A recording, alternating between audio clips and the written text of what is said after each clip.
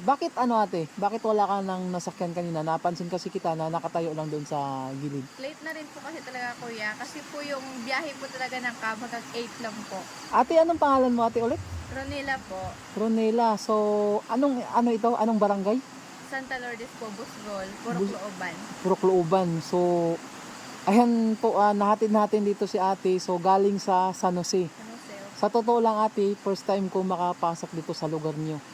So, medyo may kalayuan talaga. Opo. First time ko talaga makapasok. So, experience talaga ito. Kasi, bakit ano ate? Bakit wala ka ng nasakyan kanina? Napansin kasi kita na nakatayo lang doon sa gilid. Late na rin po kasi talaga kuya. Kasi po yung biyahe po talaga ng cab hanggang 8 lang po.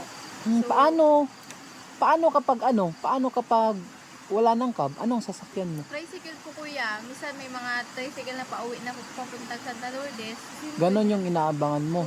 Okay. Kasi medyo, di ba sa barangay ng Santa Lourdes, medyo may kalayuan din talaga papasok dito. Usually po minsan kuya, may motor po kasi ako, nagmamotor din po ako. Mm-mm. Sa kanto lang po iniiwan kasi wala pong license. Oo. So yun po minsan, kaso lang po isa lang po yung motor namin, tapos dalawa po kami nagadala.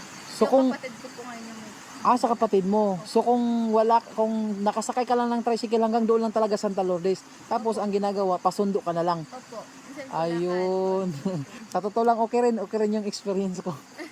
So hindi na ako magtagal. Salamat po kuya, ingat po kayo. Sige po, wala ka naman. Ayan guys. So uwi na tayo. First time nating makapasok sa lugar na to.